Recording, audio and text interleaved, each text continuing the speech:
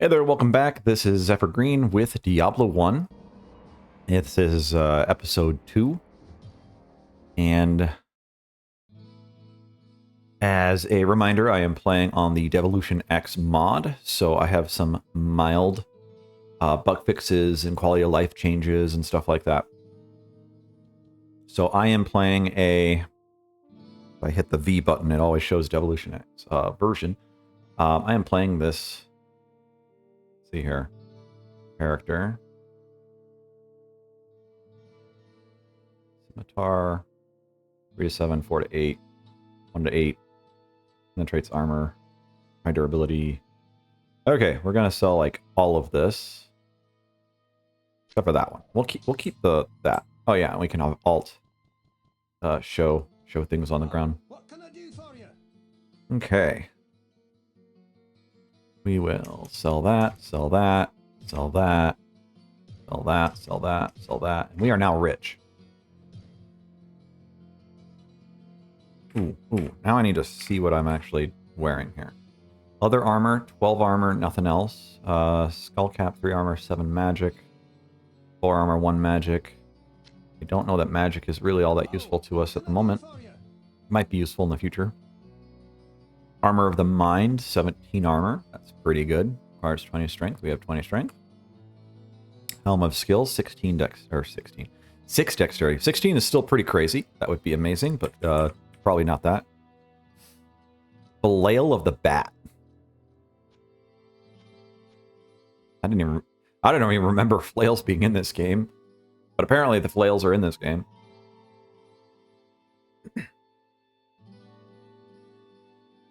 I love the idea of the flail. I didn't like the execution of it in, say, like Diablo 2 especially. I know this is a complete tangent, but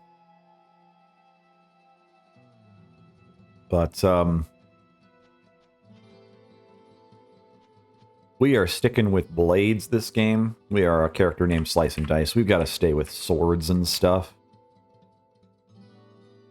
I was going to do daggers originally, and that didn't pan out.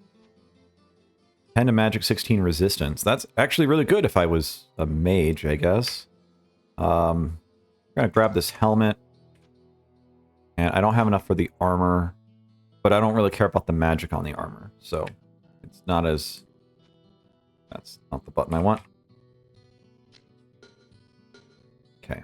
So we've got 7 to magic. I am going to, like, toss this here. You might want that hat or something at some point. Not sell. Let's repair everything. Let's go with basic items, see if we can...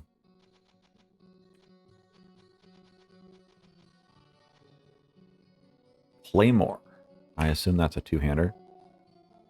Oh, those are all two-handers. Axes are two-handers, I'm pretty sure. All of them. So, nothing of value. Leather armor rolled low. Rolled 11 instead of what we have is 12.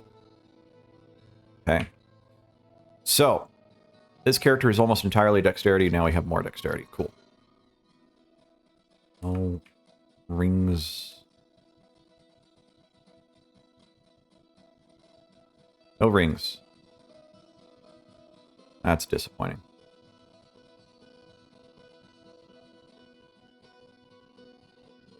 Let's see here. Last time I was talking about a block ratio and how I can't see it here. I reread the community documents about how everything works in this game. And I will tell you, I was wrong significantly about how blocking works in this game. Blocking is, basically speaking, it is literally just your dexterity. So I have 66% chance to block at the moment. The downside of this crazy high chance to block right now is I will get staggered like crazy. So we will use the environment to our advantage. Like a good person. No spinning attack for you.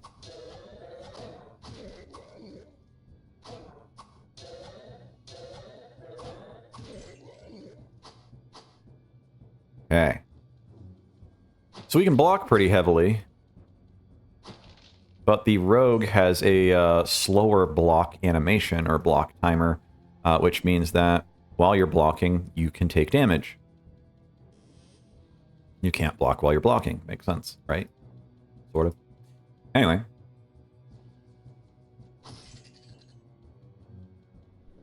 These are demons. So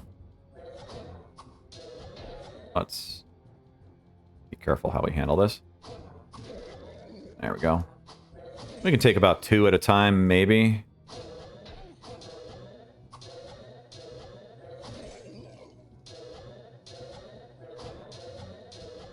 So you can see that I am blocking like crazy, but I can't attack.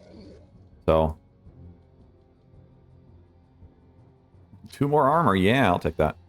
Blocking is a pass-through, or what I call a pass-through in gaming, where it's going to check your armor rating first, your armor class. And so we have a sort of like 53% bonus to not be hit. And then each one of these points of armor is literally just 1% to not be hit. Enemies then have, or any character has this percentage to hit. Then there's some numbers underneath all that that make sense. Trigger a quest here. Ah. Yeah, I wasn't planning on reading that anyway. Okay, I don't like the goatmen. They scare me a little. These lesser dudes are fine. I also am misremembering a lot of stuff with the Devilkin. The Carvers and Devilkin are always animals, it seems. And so swords and stuff work better against them. But I was talking about the 2-hit thing. You can get higher than 100% chance to hit, and it just negates the enemy's chance to not be hit. It's a very linear structure, and it actually leads to a lot of kind of balance problems, if you want to call it that.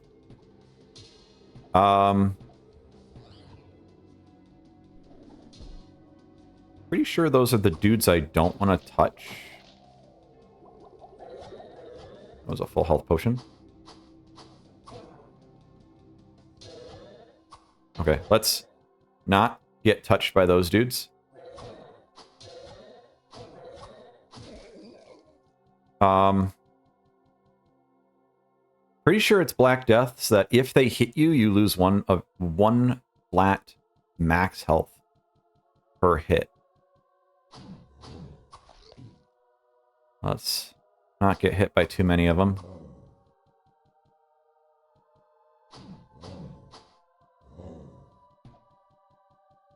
There's an arrow down here. Let's go kill the arrow guy.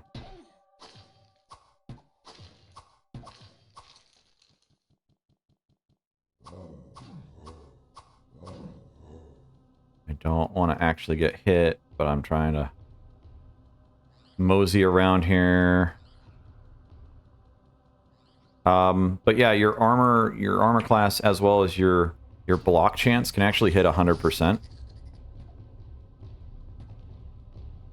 And there's nothing that can detract from the block chance. And enemies do not have block chance in Diablo 1. Man, a lot of broad axes. I don't know what that's all about.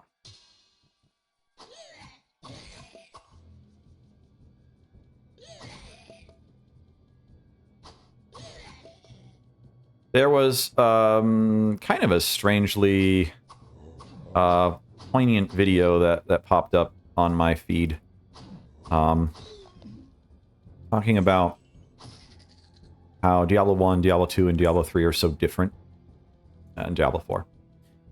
That one also exists, I guess.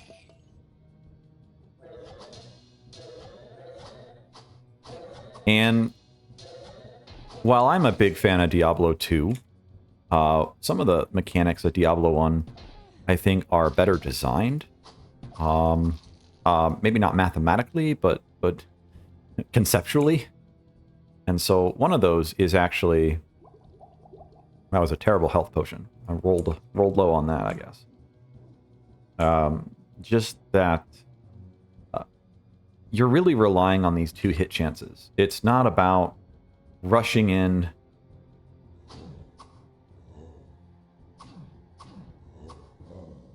I'm going to see if I can do this. They must not have a high chance to hit, but I do not want to be hit, so...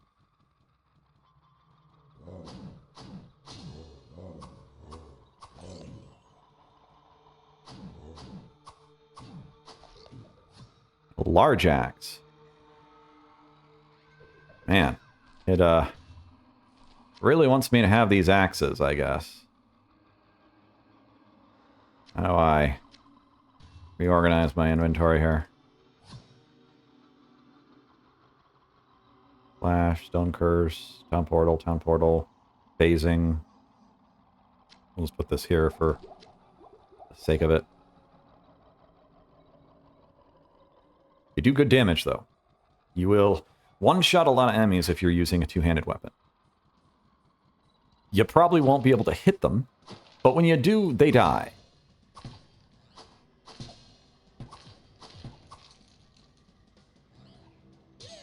But the video, I don't remember who it was. I know it was Mr. Llama doing a reaction video to it. Check out Mr. Llama. He plays a lot of Diablo 2. I am not a streamer, per se. But he streams regularly and does like a lot of Diablo 2 challenges and world record type stuff. I don't know, speedrun type stuff. Anyway, he was doing this kind of reaction video about how Diablo 1 and Diablo 2 and Diablo 3 and Diablo 4 are all so different. And it's so true. It's so true. Diablo 2 and Diablo 1 are basically 2 different genres. Diablo 1 is more of like I call it a horror game. It's this hack and slash horror game. Everything has durability. Things when they break, they're gone, which could be considered really frustrating. In Diablo 2, that doesn't happen anymore.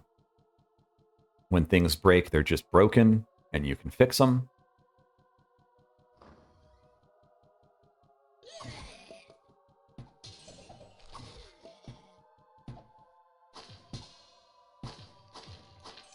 But I've always loved Diablo 1.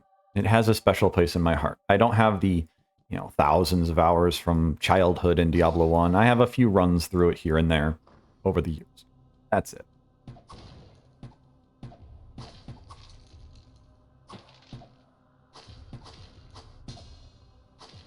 Come on.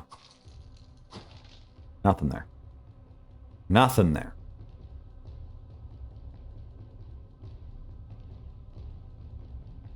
But modern gaming definitely pushes me away. You've got waypoints, and you've got, like, arrows, and you've got, like, so much UI, and I get that, like, this is big and bulky, and it's old, but, like, this UI is so cool. There is something about this UI that I actually really love, and I will show it right here. When you hover an enemy, it doesn't just show a health bar, which is what it does in, like, every other ARPG. Now, where would I put Can't this? pick that up. Let's see here. We're gonna put a town portal up here. Oh, hey, that creates a huge light radius. I'll talk about that in a second. I can just click or hover this guy, and it'll tell me his name, his type, his resistances. So he has no resistances, but he has some magic immunities. Now, in Diablo 1, it means magic resistances. So we go over here. Magic is a type, fire is a type, lightning is a type. There's no poison, there's no cold. For Path of Exile players, there's no chaos. Stuff like that, which is kind of like poison, basically. There's just those. And then physical damage is just physical damage. This is not going to go well. Please, no hurt, no kill. It's that guy. He's a weird one. He's a quest guy.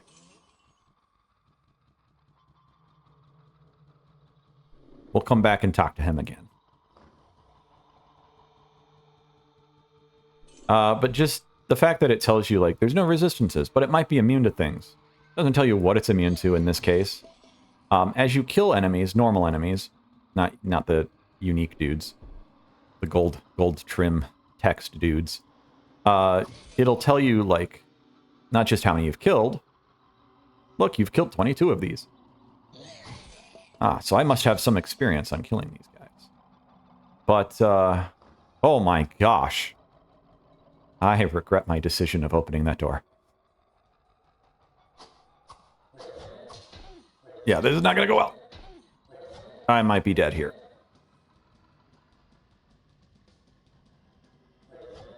No, I wanted to go through the door. Okay. Issues with controls, issues with, you know, some of that kind of stuff. You know, obviously old games are old. I couldn't quite click where I wanted to go. But,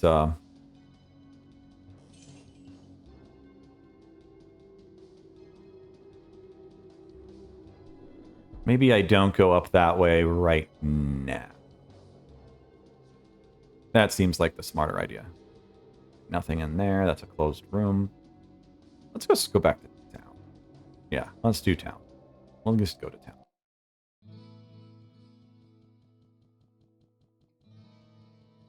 What do I got? I have Book of Inferno. Let's see here. Try not to make that noise again.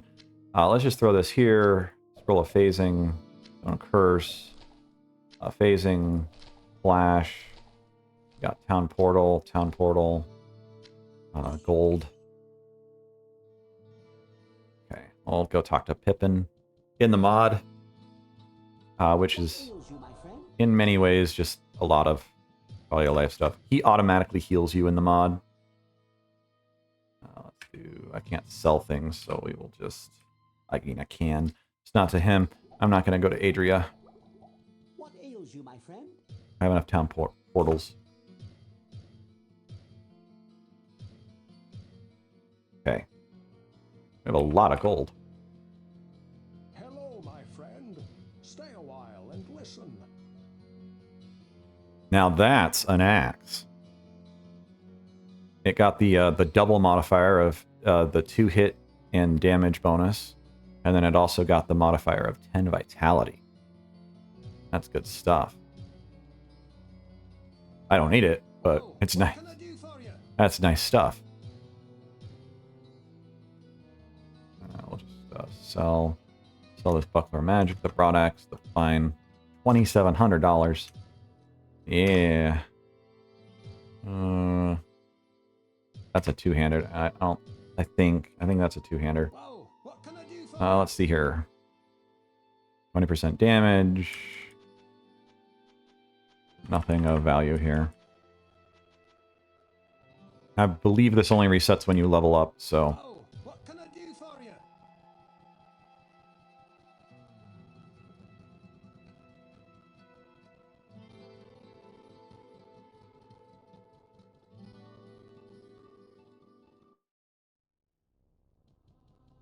But even though the UI is old, I like what it does, the fact that it's telling you stuff. Every kind of ARPG after Diablo 1 is trying to do the same thing. It's trying to tell you that there's resistances on stuff in the health bar. One of the things I would love to see, and actually Dota experimented with this, and I don't know if it's even still functional, but when you hover something, it could pop up on the left or right side instead of at the bottom, since you have typically wide screens nowadays. Compared to back then, especially, where this game was probably played on a CRT for a lot of us. Yeah, level up.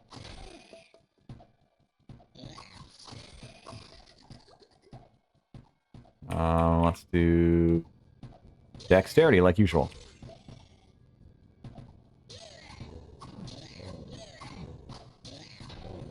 Yep, that's a Black Death. Okay, I just lost 2 max health there. Wasn't sure if it was Black Death or, like, Plague something, but it's Black Death. Wasn't actually expecting him to hit me.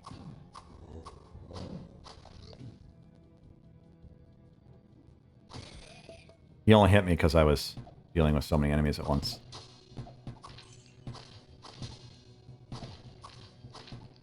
mean, I've got 71 chance to block stuff. Man, this level, this floor really wants me to have an axe.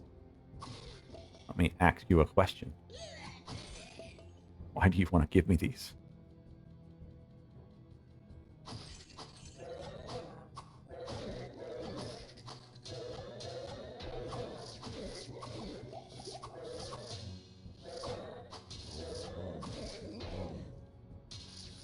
Going back to the video, that's what I was talking. Gosh dang it, I didn't even see that one. I was so focused on the goat.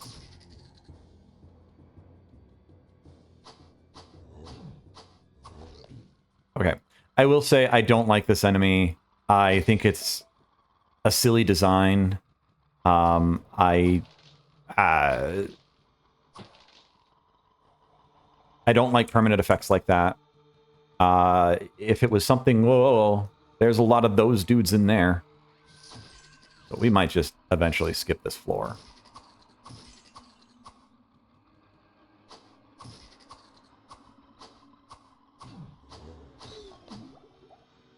Potion of rejuvenation. Potion of healing.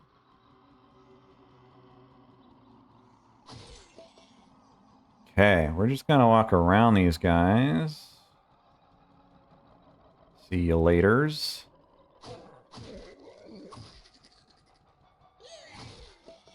Fun fact, if an enemy can't, if your light radius does not touch an enemy, they will not aggro you. Once they're aggroed, though, I think they will follow you indefinitely.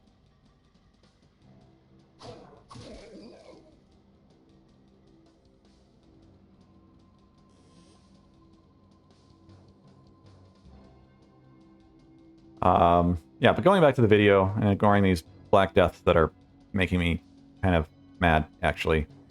Diablo 1 had this sort of high risk, high reward design, including max health loss.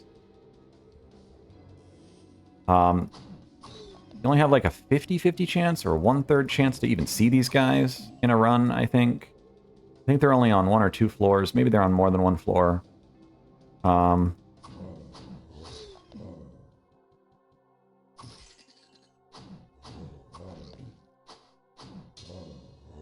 Please, please, please, please. Okay. But the idea that there is rough edges, I'm trying to remember what the word they used was. I should have written it down. The idea that, yeah, maybe durability shouldn't necessarily be in Diablo. Maybe. I know some people would say otherwise. Maybe durability shouldn't be in Diablo, but if you replace durability with something, you know, then you've got other mechanics to deal with.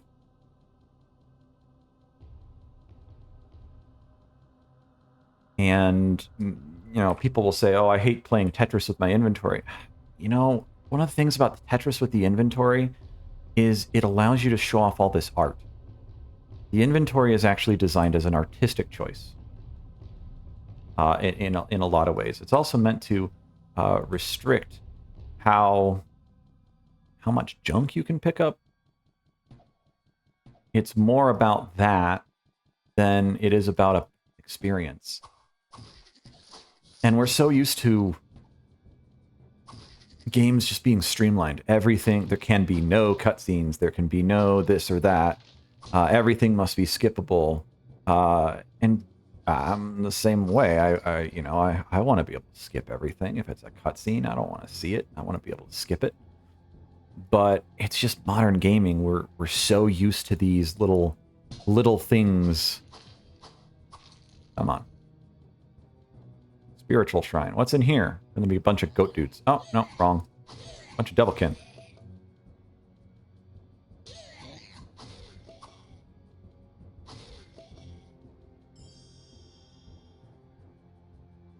Riches abound when least expected. Oh, yay! It filled my inventory with gold.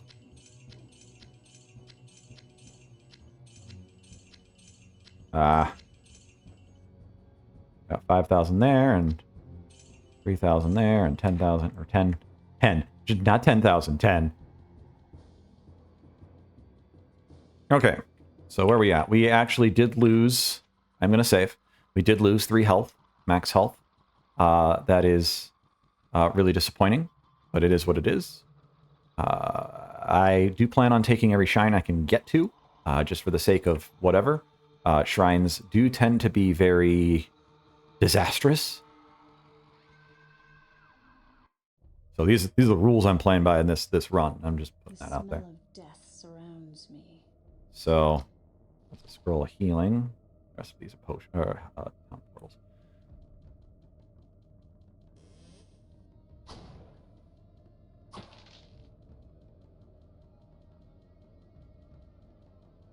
Still take things really cautiously.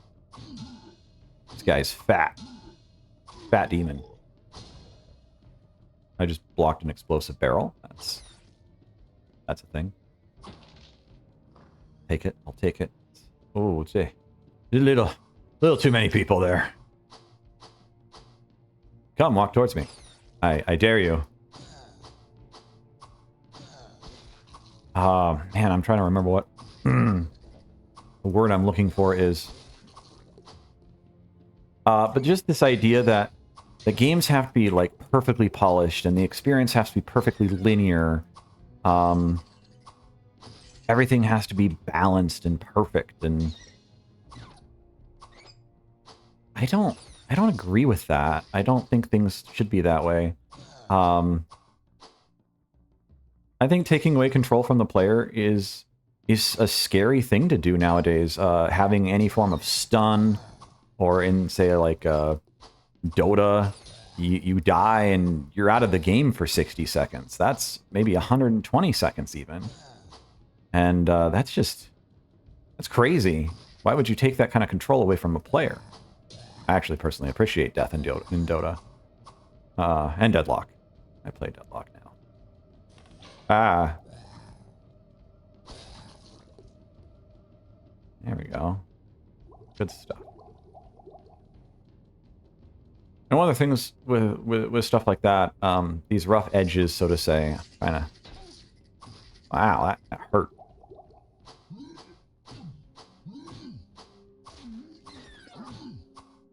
Demon, huh? Oh, we're gonna get pinned. We're gonna get pinned. You know, just being able to be surrounded or having to manipulate the world around you. I think that's a good thing. Should everything just be able to hide? Should you be able to just take anything because you're blocking a door? Probably not. But...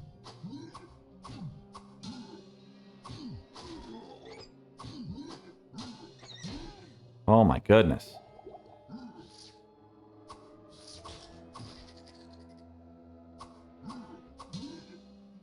As mentioned in my first video on this run, that I want to make a Diablo-like someday. And one of the things is there's 2 Diablo-likes in my soul. 2 wolves screaming at each other. To use the meme a little bit. One is a Diablo 1-like. It's slow, it's rewarding, it's dangerous, it's a bit horror-filled. And the other one, the other thing in my head, is this like arcadey Diablo. Something that's more Diablo 2 meets Spiral Knights. Oh my goodness, I cannot deal with more than one of these.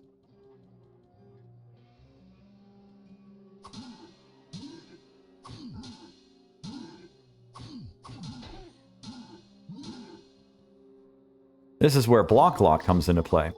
Let's talk about that. Block stun. In Diablo 2 Resurrected, they removed block stun entirely. Now, block still has a timer on it, so you can only block so often, a certain frame rate to the game. Use a healing scroll instead of... keep doing that. Gonna go dexterity.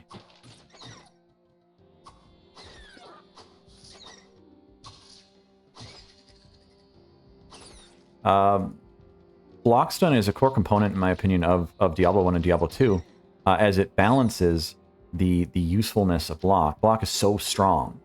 100% damage reduction, 100% hit chance, you know, like it removes all on-hit effects. Diablo 2 has things like mana burn. This game has the Plague Bearers, or whatever, the Black Deaths, that permanently reduce your max health, which was painful, but we'll survive.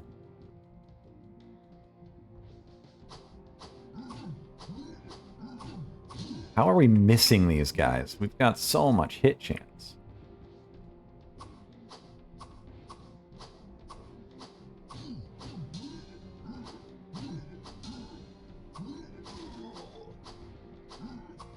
We're level 11.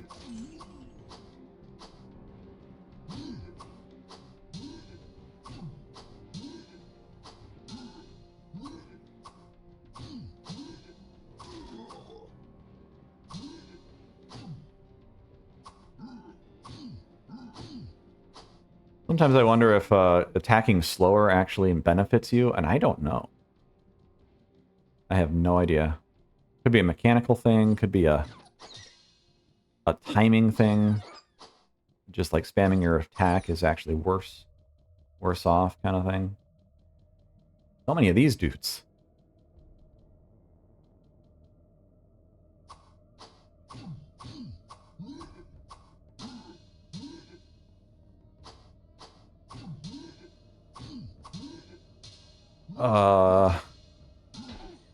Yeah, block stun. There we go. Right back to the block stun conversation. I have a massive amount of block chance. Now in Diablo 1 it's not capped. In Diablo 2 it's capped at 75. I don't know if it's capped in Path of Exile, but my guess is it would be 75 as well. Path of Exile doesn't let you scale it in the same way that Diablo 2 does. But the idea that something blocks all of the damage, it's this huge hit and miss. My goodness gracious. I need better armor so that I don't pass through. My armor takes it, I don't get hit stunned. If my shield takes it, I get hit stunned. And so the idea is that you want good armor and the shield is a backup.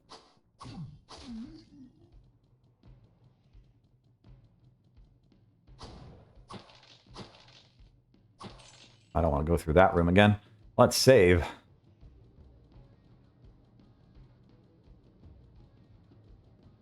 And I'm not saying every Diablo like needs to have hit stun.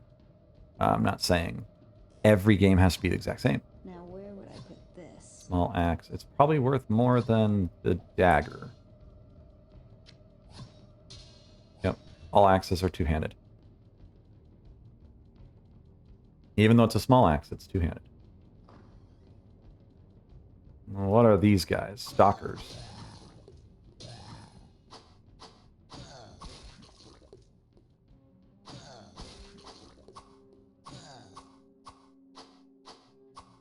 I'm just going to throw this out there. I don't have like a script here. Trying to have some notes more often than not, though. So today I wanted to talk a lot about block and potentially some of that video that Mr. Llama did a review for, or reaction to. But the idea that if you slow down the gameplay, you actually can have somewhat more interesting enemies.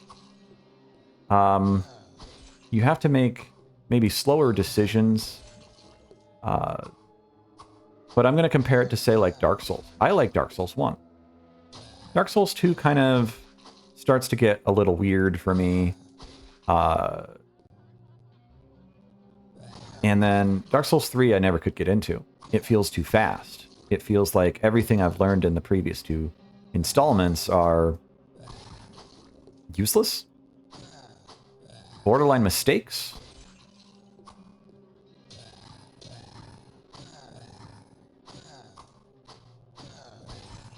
And I get it. This kind of combat where I'm sitting in the door just to survive, it's boring. It's definitely a bit boring. So I'm not saying let's go back to 1996, 1997. But if you slow down the combat, like Dark Souls, you make it commitment. If you dodge roll in Dark Souls 1, you dodge roll. If you attack, you attack. And you can't really, not animation canceling a gun, you're not animation canceling an attack. You have to commit to what you've pressed the button to do. And I think that kind of, for me, that kind of mechanic design is a huge aspect of why I like certain games. We got our first ring. If I can pick it up. Did I pick it up? Oh. Well, I did, but not identified, and it still auto-equips. Not sure if that's mod or base game. Got this ring. We do not have a scroll of identify.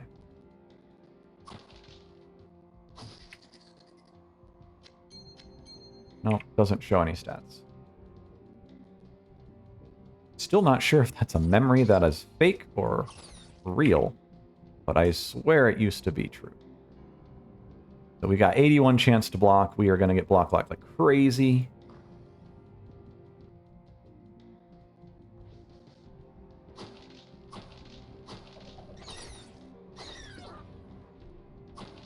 Another town portal. We don't need that. Let's put this in the belt.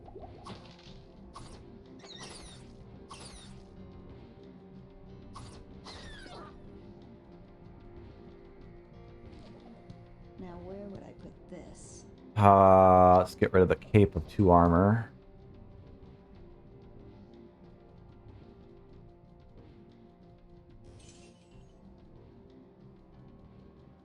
Don't need mana. Oh, but I will take them and take them elsewhere. Up to town. We've hit our first major waypoint checkpoint thing and unlocked the catacombs. I think it's every 5 floors you get a special exit in the world. Again, I think this is cool.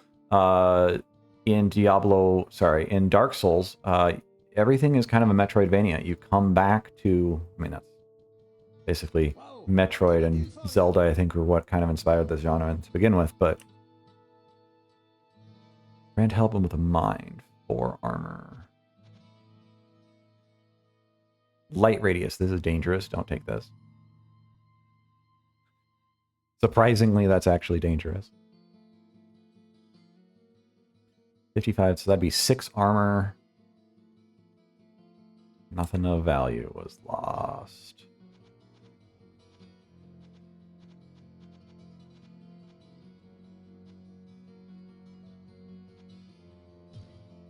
Do not have enough room in inventory. Okay.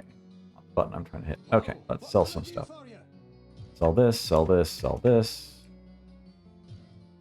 And since I have just $1 million, we're going to try the longsword. I don't know if the longsword is one-handed or two-handed. It is one-handed. So let's see, where are my buttons? My hand is off the keyboard. So this penetrates armor. It's supposed to completely ignore armor. Our hit chance is already really high. So I don't know how useful it is. We have the risk of going less damage, same average damage though. And since that's not magical, not very useful. Hello, my friend. Stay a while and listen. What's this ring do? Oh my gosh. That's a pretty good ring. 16% chance there. Let's see here. I'm going to look something up.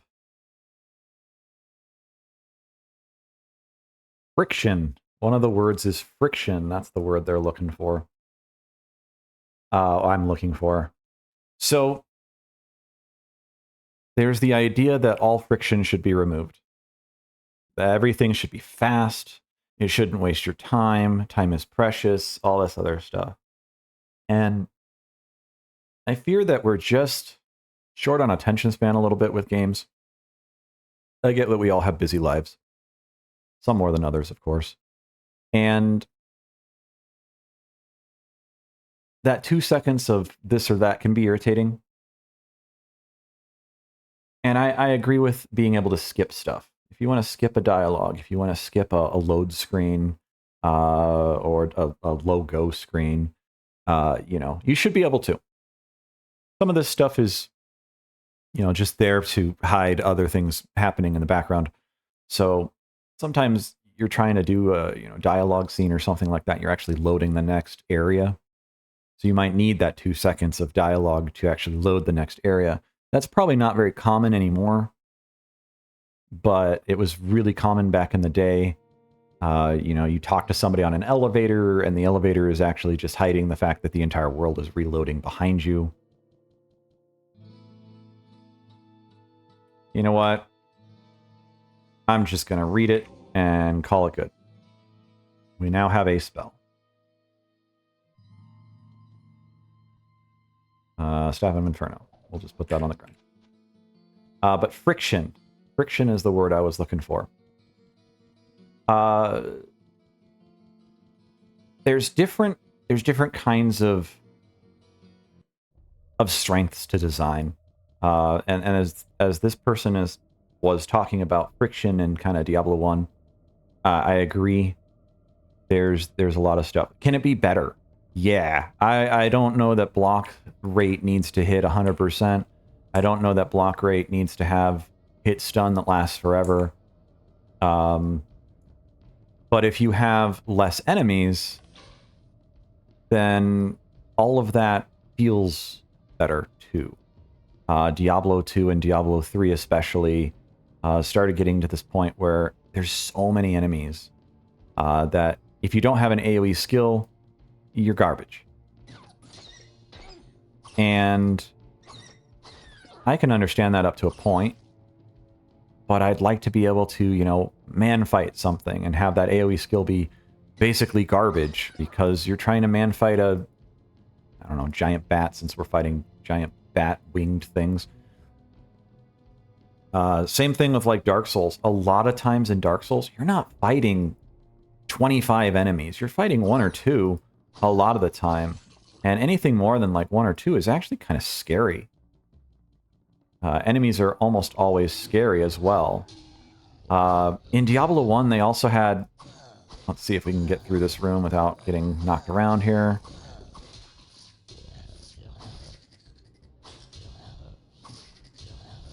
Oh, come on. The shield is totally gonna screw me over probably over time. I don't know how dedicated I am to the shield part of this run, but we'll keep trying. These guys can charge from off screen. Okay, that is absolutely annoying.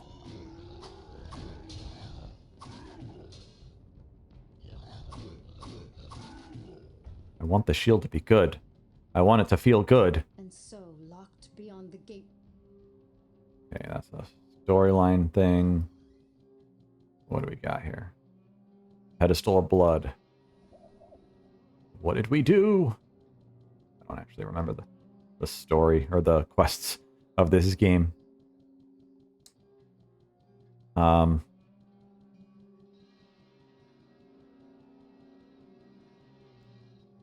If you're not new to this channel, you know that I worked on Salt and Sanctuary as originally a modder and then later as a hired hand. And that game is a game of, it's kind of fast-paced. You can roll through things. You can jump up and dodge things in midair. You can actually attack in midair, and it will maintain a float. As in, you don't fall to the ground. And it's really fun and it's really cool. And it takes this inspiration from Dark Souls while simultaneously taking inspiration from his original games. James's original games were things like Dishwasher. And... Come on. Come on. Come on. Just let me attack.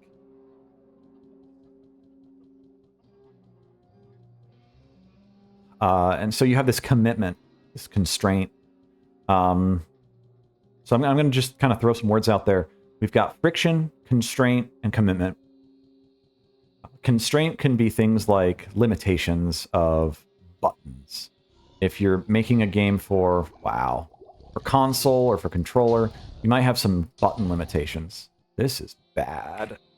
Let's save before we die, and then we'll just... did I just save in a corner? Yeah, this is gonna suck. This is gonna suck. This is gonna suck.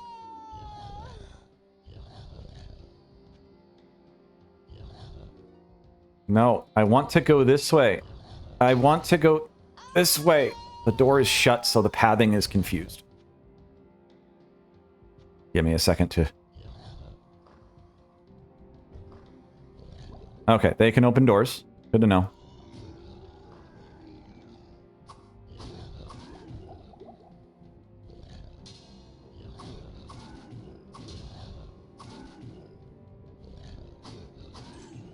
Okay, so one of the actions I did pauses the doors to shut. That's I think, how that plays out. When you finally hit this for the third time, it shuts all the doors, so you're trapped in there. Arcane's Valor. Spirit of Arcane, protect me.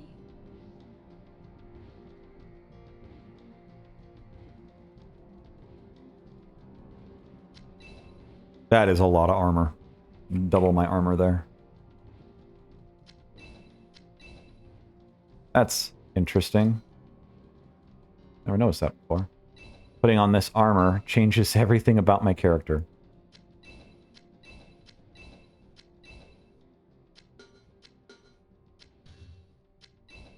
You see the shield is different when I have the armor on there. That's neat. It is a quest armor, so that is super neat. I've got a billion town polar skulls, so I'm just going to use one.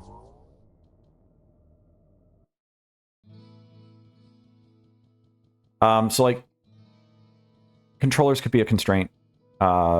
Information can be a constraint. I can't see my inventory at all times. In the base game, you kind of can't see this, these numbers at all times. You're kind of guessing how much health you have, and even going back to like StarCraft 1.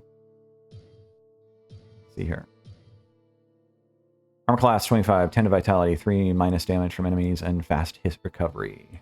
Fastest hit recovery is pretty big. Don't care about that one. Sell that, sell that. Buy premium items. Basic items. Small shield of 7. Oh yeah, let's save after we killed all that crap. Small shield of 7. It seems wasteful, but it's I can afford it, so who cares? What can I do for you? Well, let's go get some potions.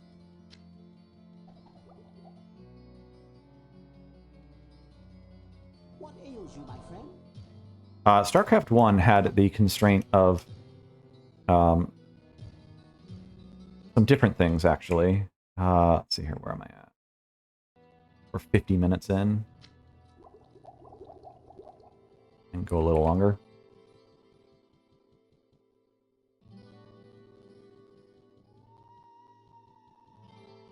StarCraft 1 had the constraint of having selectables, selectable unit groups of being a maximum of 12. So that is one of the major constraints of the game. Now, Warcraft 3 copied this due to probably some, again, design limitations or agreements on constraints. This leads to and led to a situation that I actually appreciate at the time. That you can't just control A, not control A, drag select everything you have and run it straight through the world. But one of the other things is that pathfinding back then wasn't very good yet. It was pretty good for its day, but it wasn't like perfect. And if it had been perfect, you could just drag and death ball straight down into things. In StarCraft 2, they had to manufacture constraints. The idea that Blizzard gave at one point was that you need to be able to look back at your base and actually do something with your base. In StarCraft 1, you'd have to go back to your base to build. You'd have limitations on how much you could build to some degree, and whether it had waypoints. Another ring. But I don't know what it does. Chop them. Chop them. One-hit kills. I'll level up soon. It's going to be beautiful.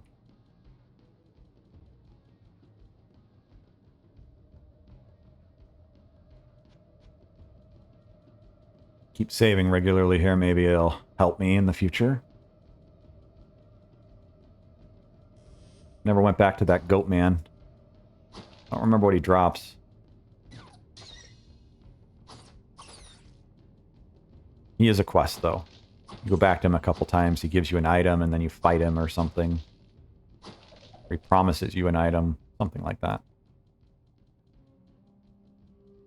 But StarCraft 1 manufactured constraints into the game. And this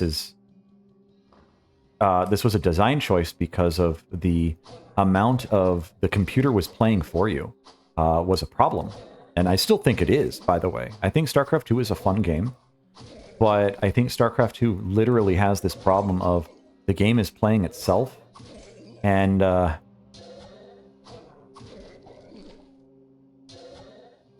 that leads to some different issues. So one of the things that they did was they've removed the constraint of... For Zerg, I'm a Zerg player. Or was, sort of. I'm not good, by any means. Come here. Come here. Come here. Get over here.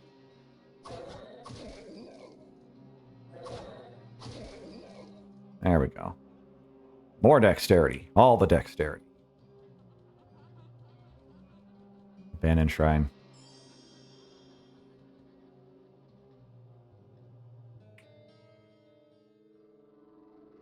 Don't have a clue what that did.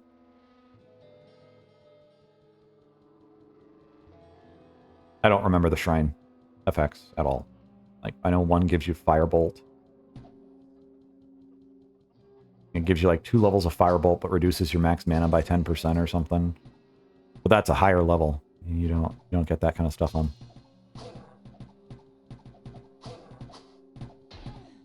This is fun. But yeah, there was this constraint in Diablo 1. StarCraft 1. Where the Zerg, you'd have to build a lot of hatcheries. And so your hatchery wasn't just a simple... Come on. I do dislike the fact that these guys run away constantly.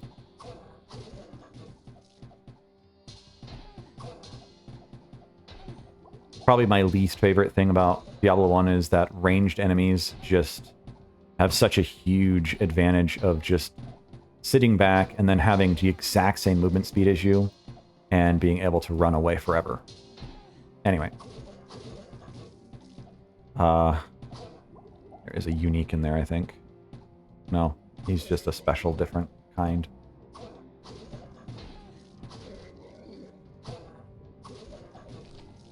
Whew! That was a lot of dudes. You'd have to build all these hatcheries.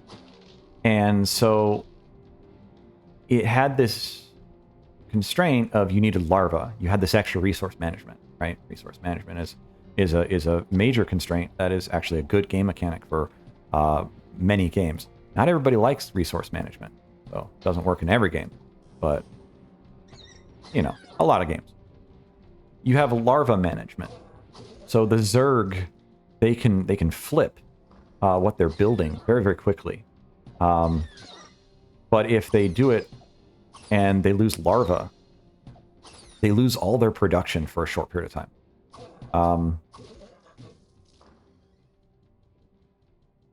Now, in StarCraft 1, and I don't know if StarCraft 2 maintains this, if you built something with the larva, the next larva would pop out really quick. And so, like, kind of was like waiting in the wings kind of thing. And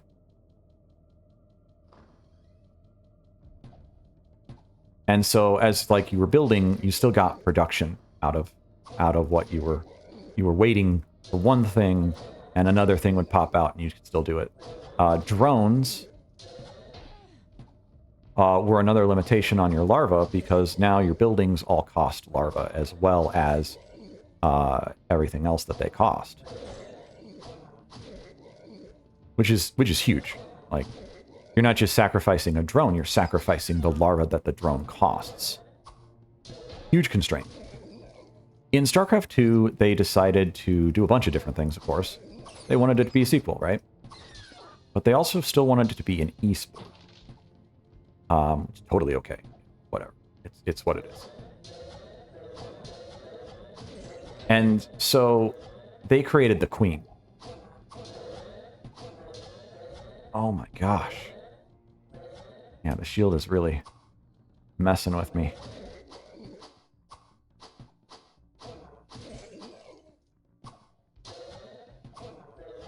It protects me, but it makes me incapable of doing anything else. Meat shield for days. Nothing else.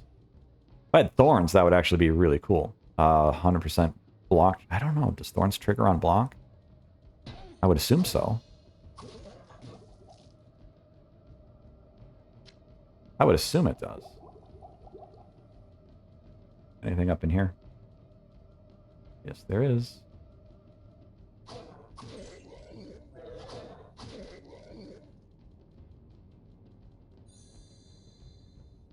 Salvation comes at the cost of wisdom.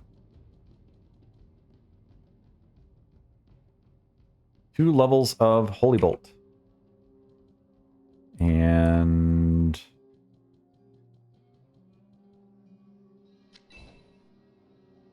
oh, did I lose some mana for that? I don't know. Maybe I just got Holy Bolt for free. Maybe that's it. Maybe it's not a negative one.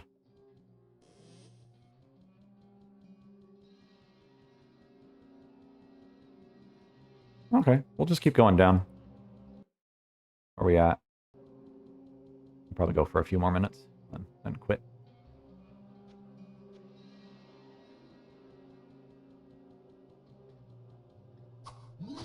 Mudman.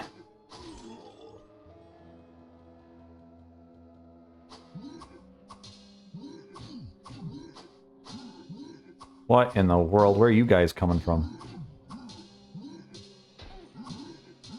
Okay, this is silly.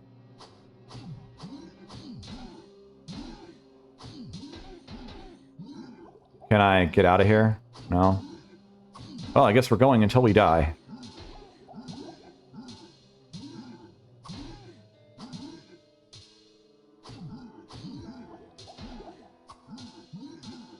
I can't even attack because of the shield.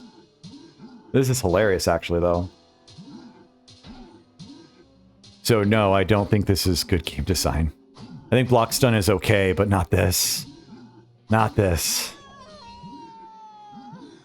I think it's just happenstance. No, I do think constraints and friction are good, but maybe not quite to that extent. Not to the point where you get into a spiraling defeat that you literally just can't do anything about.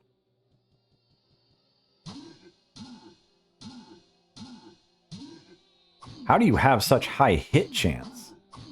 Jeez. He hit me like 6 times in a row. I should be pretty durable here.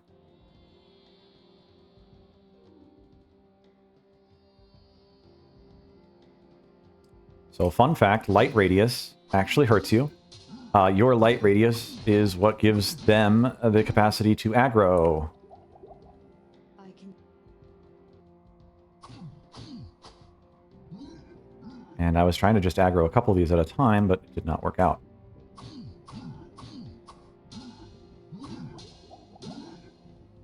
Okay, we're just gonna rely on this now. No. It's going through them. Are they resistant to it? Okay, they're probably resistant to fire. I mean, not resistant, immune to fire. There we go. We'll do our best. We'll do our best.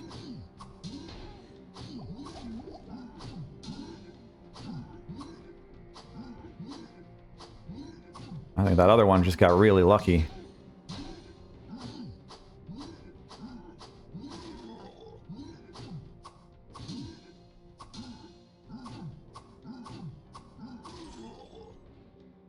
Okay.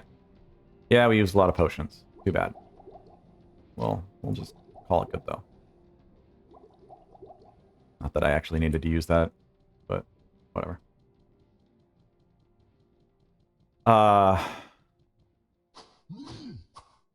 Sorry, Larva, StarCraft 2. That was a scary little hallway there. What'd I get? Book of Firebolt. Can't even read it. No biggie. Gotta move a lot slower if I'm gonna deal with these guys. They have to be immune. They are immune to fire. That is what's going on. So if something is immune in Diablo 1, spells will literally go through them. This is me messing up all over again here. If I go this way, I'm going to aggro even other stuff. Yeah, here we go. If I go this way, I'll aggro even more stuff. That first hit is so annoying. Ah. Okay, we're just going to load preemptively. We're just going to go around this corner. First. There we go. Not enough mana. I'm here. Yeah. Go this way. Less issues. Nope, don't go that way. Don't go that way either. Slowly. Slowly.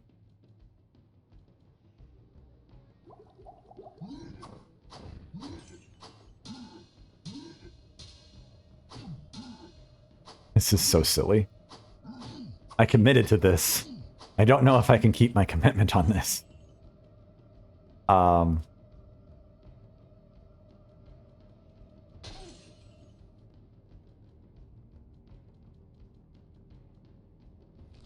do this. We'll go to town and call it quits.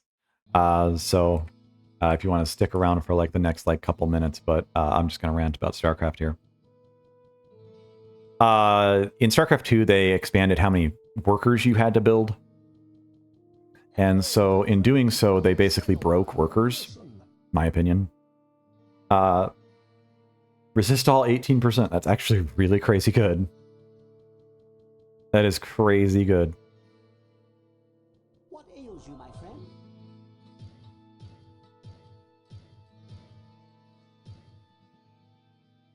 You would not find that in Diablo 2. Not at this level, not in a long time. Not 18% everything. You might find 18% for a couple things, but then again, magic is not resistible in Diablo 2, fire, lightning, poison, and cold. So you have 4 different types in Diablo 2 that would be resisted. Magic is kind of ignored. I don't know why. I actually think magic is cool. They kind of call it arcane in Diablo 3 and 4, but let's see what's being sold here. No, let's sell this. Yeah, whatever. Who cares?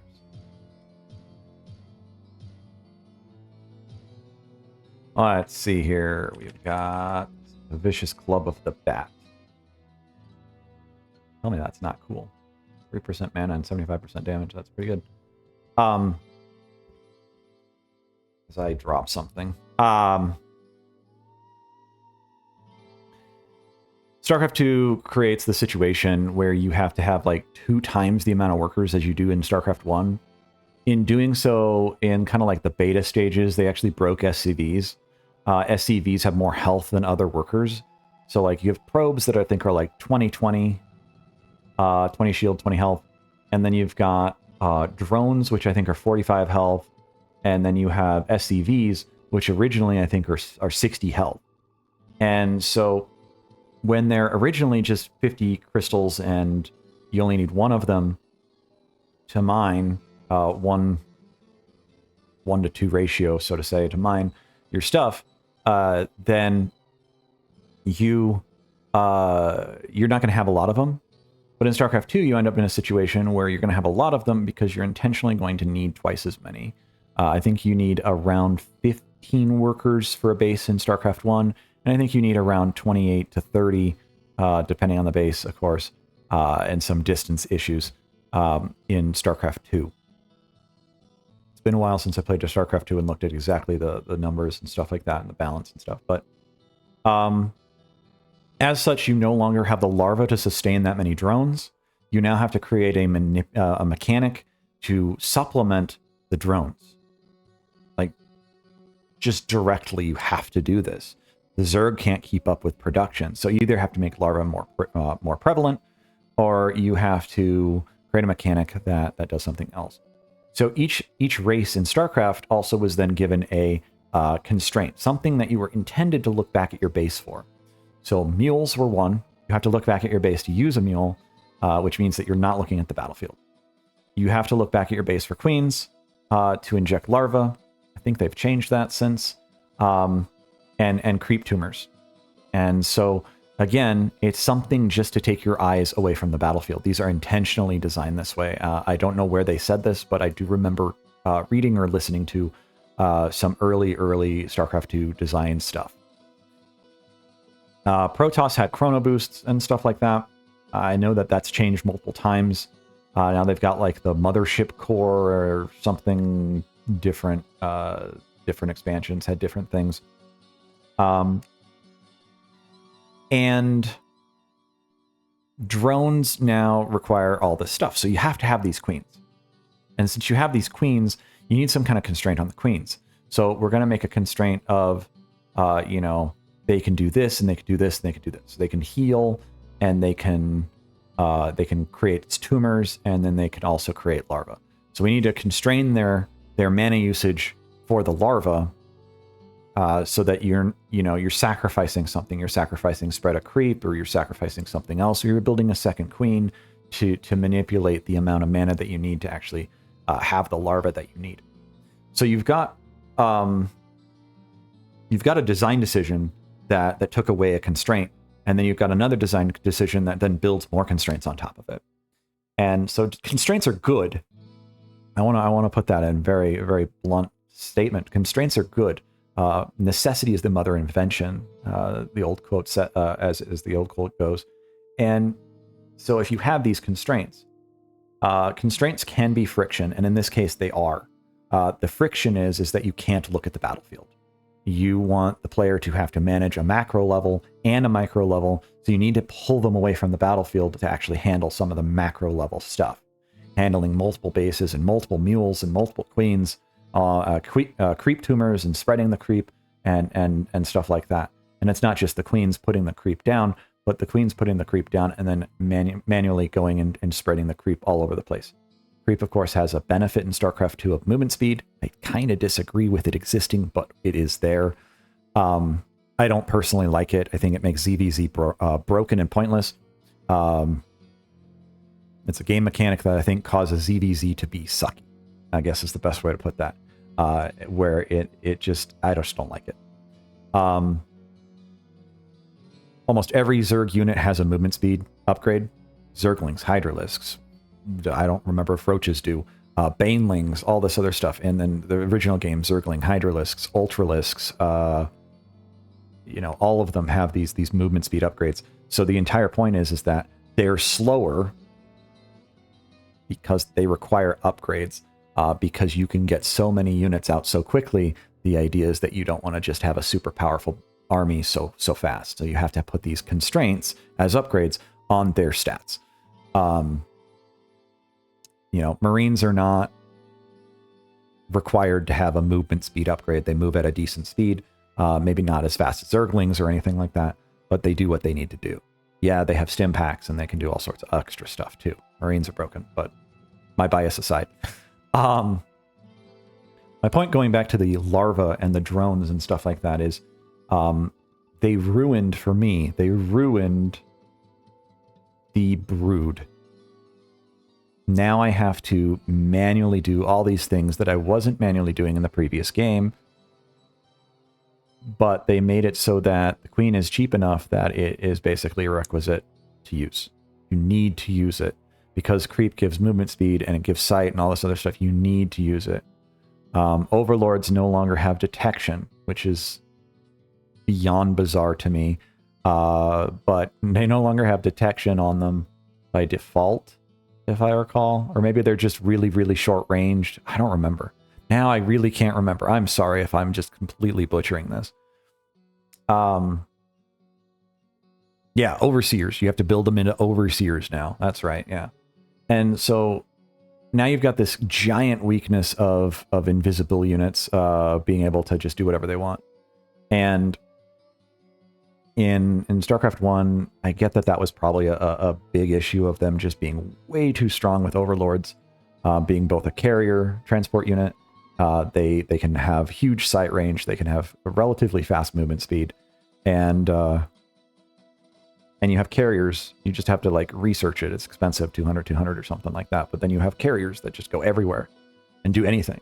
But that's kind of the point. The Zerg already can go and do everything like that.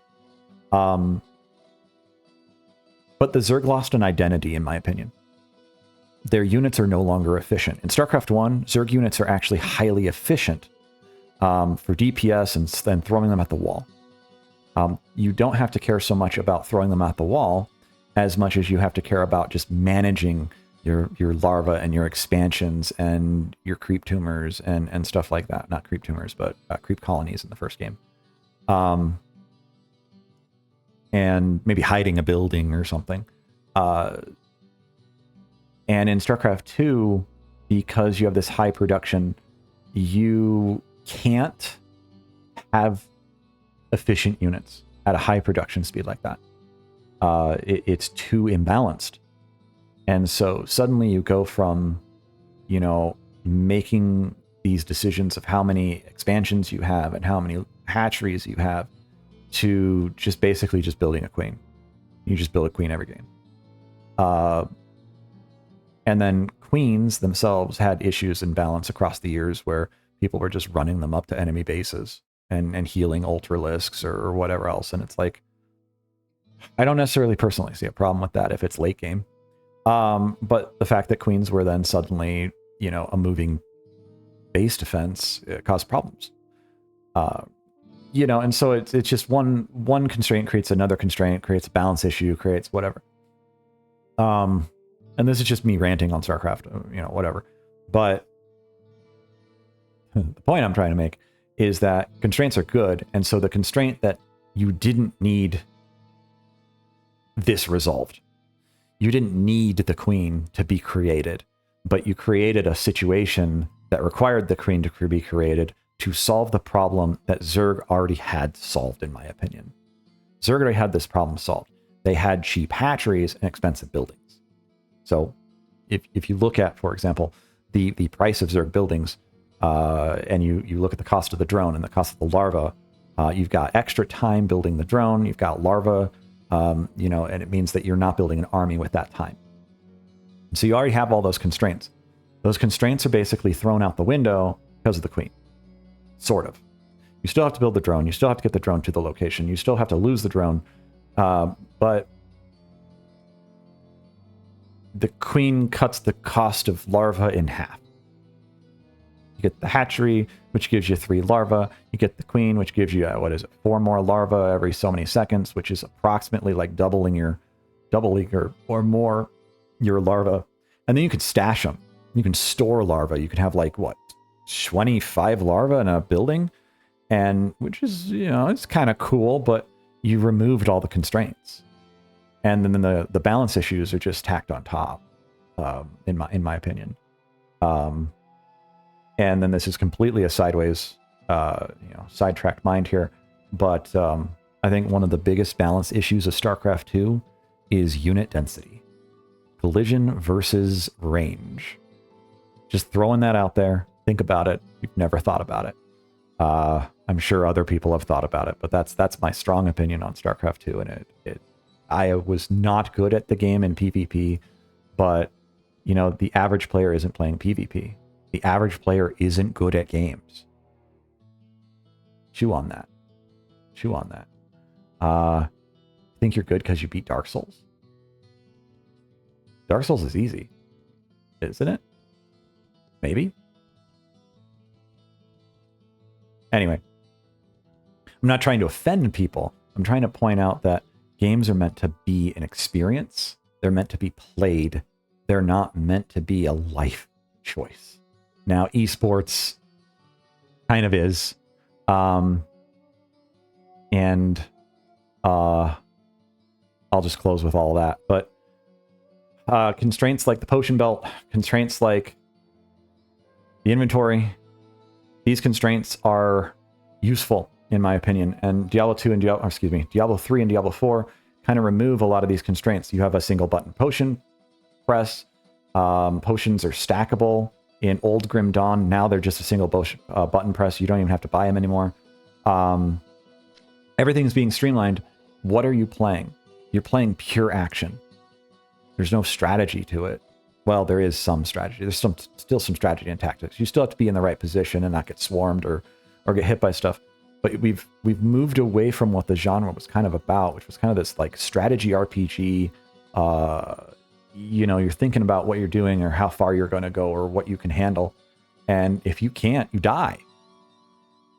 But now these, you know, you're teleporting all over the place. You're jumping all over the place. You're dodge rolling in almost every game, soulsification of things. Everything has to be hard. Everything has to be Dark Souls. Or it's a kid's game, you know? So anyway, I'll eventually try to get some concise thoughts on some of these concepts, but that's not what you come for this channel for, is it? I ramble about games. I don't make concise thoughts. No, I'm just kidding. Anyway, if you made it this far, please subscribe, like the video, and if you made it this far, I hope you really had a good time. If not, maybe I put you to sleep and that was a decent time enough. Until next time, take care.